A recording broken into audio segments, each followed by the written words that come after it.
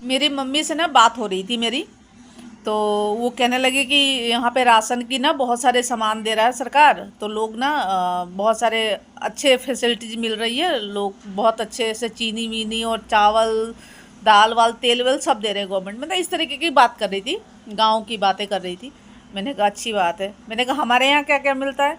तो कह रहे हैं कि हमारे यहाँ भी थोड़ी बहुत मिलता है, बस हमारे यहाँ सब लेते नहीं है हम लोग, मतलब क्या ज़रूरत है, ये तो गरीबों के लिए है। हमने कहा ठीक है।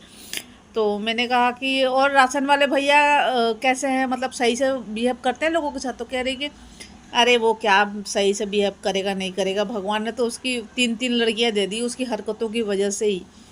उसकी हरकतें ही ऐसी है, भगवान उसकी सजा उसकी लड़कियों के उस पे ही दिया है। मैं तो कह रही, मुझे कह रही है, मैं तो कह देती हूँ कि यही आई है, तुमको यही सिखाएंगी वो।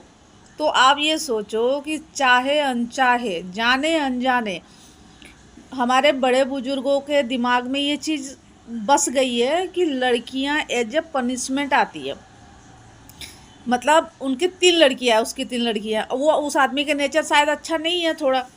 तो उस इंसान को कहो ना जो कहना है। अब बताओ, लड़कियों को कह रहे हैं कि 3 3 तो लड़कियां हैं, भगवान इसको सजा ही दे रहे हैं।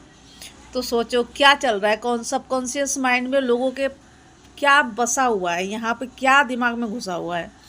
और जबकि मेरी मम्मी को मतलब कोई परहेज नहीं है, उनके उनके भी 2 पोतियां हैं, मैं हम 2 बहनें हैं। वो ऐसे बिहेवियर में नहीं दिखाती कि हाँ तुमसे कम प्यार करता हूँ करती हूँ, लड़कों से करती हूँ, ऐसा कुछ नहीं करती हैं वो।